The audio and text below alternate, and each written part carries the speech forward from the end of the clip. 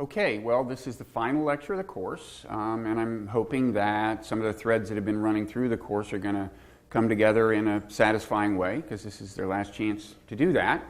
Now, at the beginning of the course, I said that we were going to look at what I call the naturalistic part of Buddhism. We weren't going to talk about reincarnation or deities. We were going to talk about Buddhist ideas about the mind and about reality, and we were going to try to assess some of those ideas from a scientific point of view.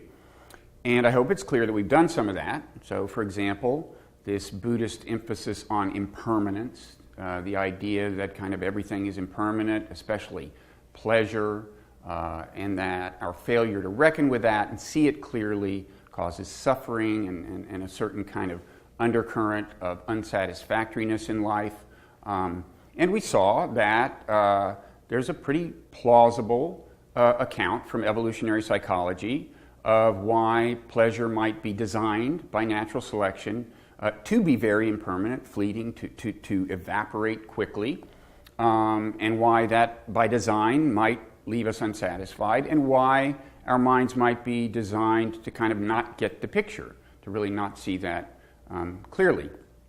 We also looked at the not-self doctrine, the idea that in some sense the self as we normally think of it doesn't exist. And we saw that indeed modern psychology provides reason to doubt that at least a conscious kind of CEO in control self really exists. There's reason to wonder whether the self that we kind of naturally think of existing does in fact exist. And we also saw that a particular modern kind of theory of the mind, the modular model of the mind, actually helps explain some of the texture of meditative experience, and also suggests that certain meditative experiences, in particular those associated with kind of seeing not self, may indeed be kind of an accurate view of the workings of a modular mind. Okay, so in various ways, we've kind of given some corroboration, some validation to the Buddhist view of things. In this lecture, I want to consolidate that and extend it. And the way I'd like to frame what we're up to here is that I want to take a question that's been kind of hovering over the course and put it in particularly dramatic form. I want to ask the question, is enlightenment really enlightenment? Okay, so I'm referring, of course, to this idea that at the culmination of the Buddhist path, there is this state, this experience known as enlightenment, even if it's rarely attained, and it involves a kind of perfectly clear vision of things, and also, nicely, is accompanied by liberation from suffering. So the question I want to ask is, does enlightenment really deserve its name? Now, this may strike you as kind of a moot question, a question that doesn't have a lot of practical significance, because after all, how many of us are realistically, hoping to attain actual enlightenment in the course of our lifetimes? And it's true that I don't think a lot of us probably will, and speaking for myself, certainly. On the other hand, if you are seriously pursuing the meditative path in a Buddhist context, then in theory you are trying to get closer, at least, to this thing out there known as enlightenment. And if indeed this however hard to attain thing known as enlightenment, that it's at the end of the path, does bring kind of utter clarity, does bring contact with profound truth, even ultimate truth, then it's reasonable to think that maybe the incremental steps that we make along the way are at least bringing us clearer vision and closer to the truth. So there is that kind of significance, that kind of practical significance to the question of kind of what this enlightenment thing is and whether it really corresponds to deep truth. Now, there are obviously some challenges in trying to kind of get a grip on enlightenment. For starters, figuring out exactly what it is, what would the experience of enlightenment be like? Because after all, as we've seen, one of the characteristics of mystical forms of enlightenment is that they are very hard to articulate as a rule.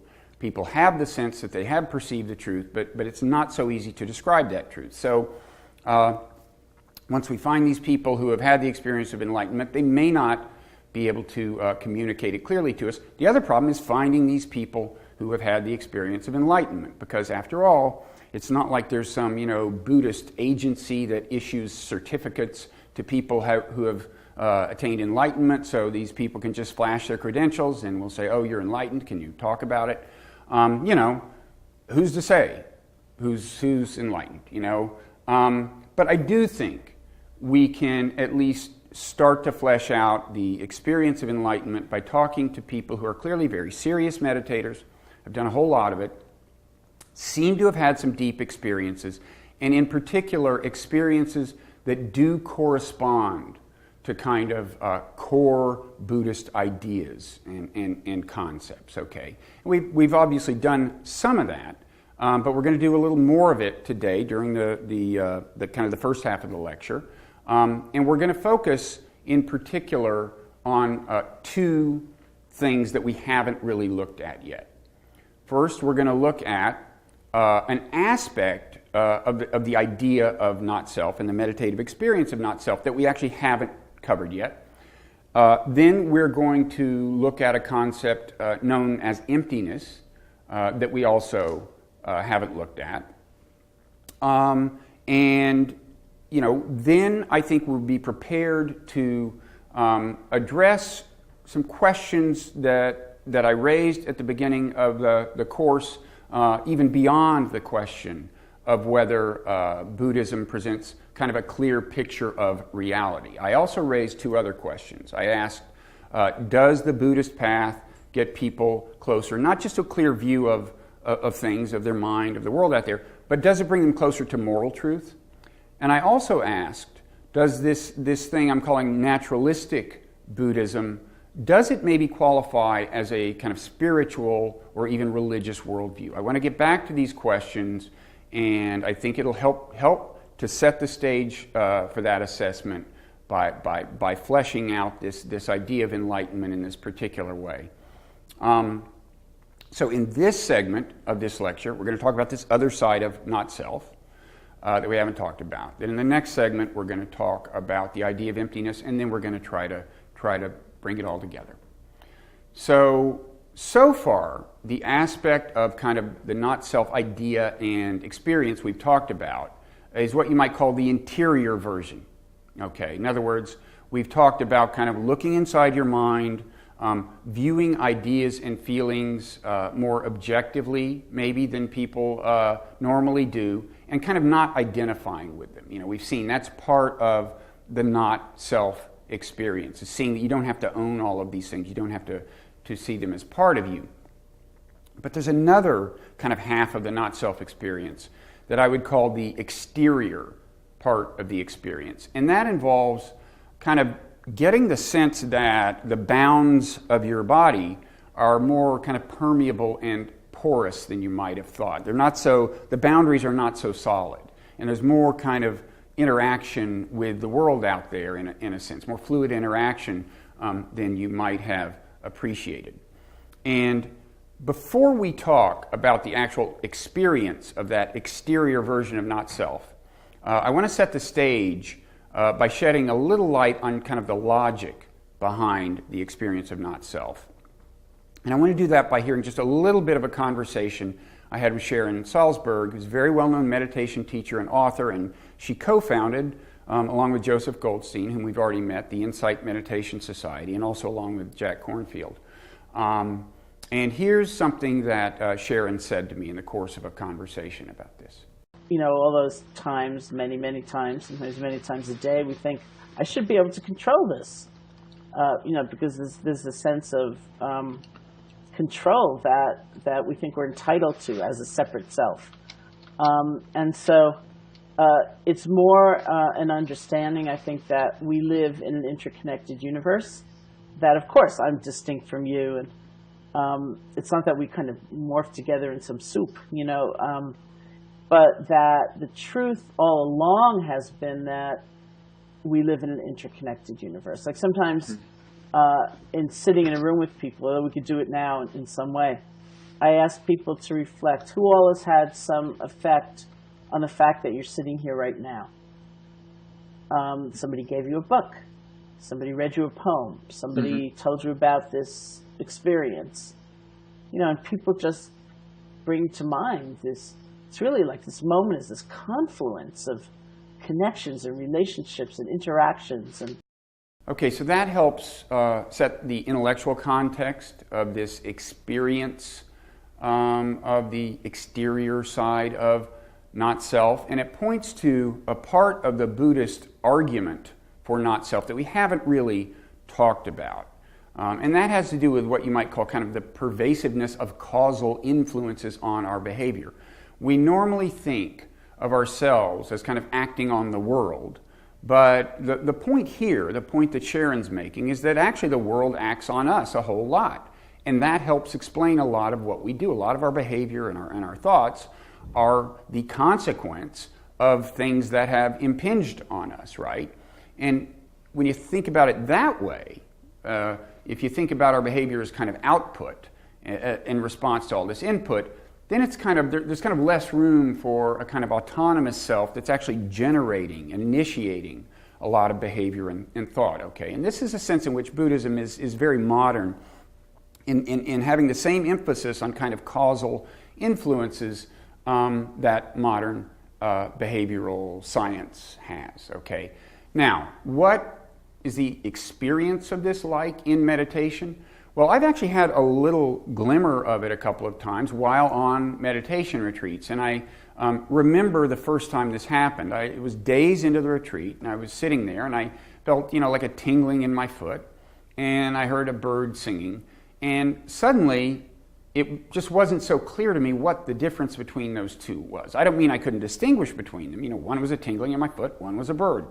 But what I mean is, it just seemed to me that the tingling in my foot was no more a part of myself than the bird that was singing. I mean, after all, both of them were kind of sending signals up to here, and that was influencing the way I thought and I felt. It might be a good feeling, might be a bad feeling, but in both cases, I'm like getting a signal from somewhere. And at that moment, I mean, obviously one of the signals is originating from inside my body, but at that moment, that seemed like kind of an arbitrary separation. It didn't seem like there was really a fundamental difference, kind of structurally, between what the two things were doing with my mind. And that's kind of about as far as I've gotten. I haven't had this kind of full-on experience of what I'd call the exterior part of not self. But when I have shared this experience with kind of more serious meditators who have had more profound experiences, I have found that this does resonate. They do recognize this as kind of a milestone on the path to the kind of experience they've had. And one example is Joseph Goldstein, whom we've already heard from. And this came up in a conversation I had with him. So the boundaries can really dissolve the experience. At those times, the boundaries are very dissolved, but it's not in it can be in a very peaceful way. And can that entail, like, say, hearing a bird song or something, and thinking, well, that's no less a part of me than the signals I'm getting from what is within what is normally called my body. That's exactly right. I mean, in that quality of openness, and the sound arises of a bird, for example, there are times in meditation where we don't know, we don't make the distinction of inside and outside. It's just a sound being known. And so that boundary very much can dissolve at times. But also people don't need to be afraid that somehow they're not going to be able to navigate in the world, because as soon as we get up from the sitting, we come back to kind of our ordinary perception. And right. So there's no problem in this, and it's actually quite freeing. Now, Joseph's right. You can certainly, get up, I'm sure, from the cushion after one of these experiences and have no trouble dealing with the world. On the other hand, I do think there are some people who carry more of the experience with them, after they get up from the meditation cushion than others. And a good example of that is somebody named Gary Weber. He has a very kind of interesting story. You may remember the study we talked about that showed that the default mode network gets quiet when very adept meditators meditate.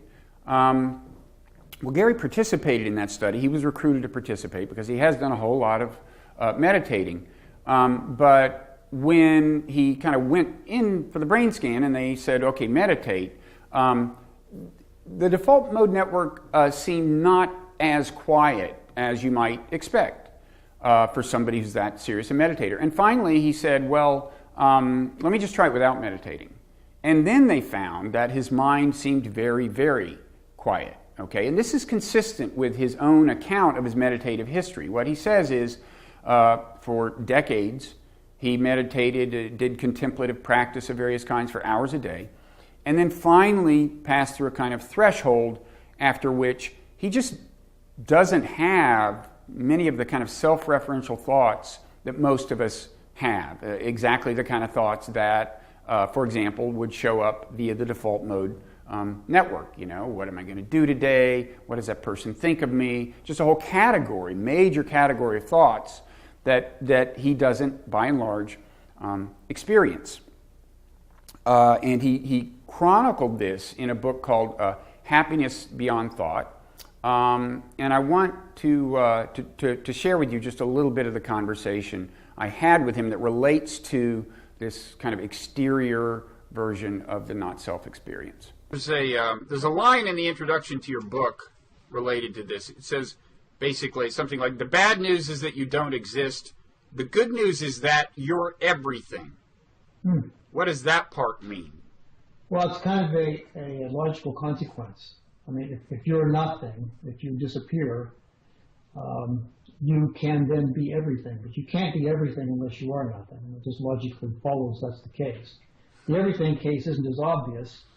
But if you are nothing, instead of just disappearing and becoming a void, you find out that in some strange way, and you actually see this, you perceive it this way, that everything is all one thing. This is a cliche, mystical statement, but it really is perceptible. I mean, you can deeply sense that everything is all one thing, and it somehow, strangely, it's inside of you.